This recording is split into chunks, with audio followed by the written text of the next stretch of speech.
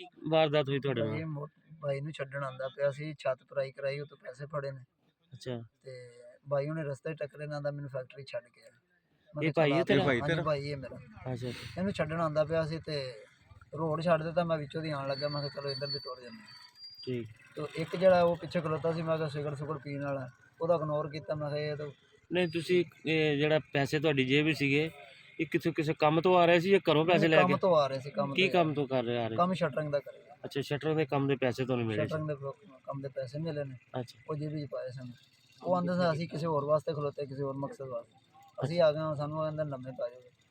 ਅੱਛਾ ਤੇ ਉਹ ਅਸੀਂ ਥੋੜਾ ਜਿਹਾ ਆਕੜੇ ਅੱਗੋਂ, ਉਹਨਾਂ ਨੇ ਆਖਿਆ ਵੀ ਚਲੋ ਆ ਜਾਓ। ਅਸਲਾ ਵੀ ਐਸੀ ਉਹਨਾਂ ਕੋਲ? ਮਸਲਾ ਹੈ ਸੀ, ਇੱਕ ਕੋਲ ਰਾਈਫਲ ਫੜੀ ਸੀ, ਇੱਕ ਕੋਲ ਪਿਸਟਲ ਫੜਿਆ ਸੀ। ਅੱਛਾ।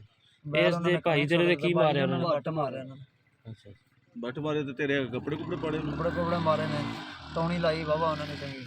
ਅੱਛਾ।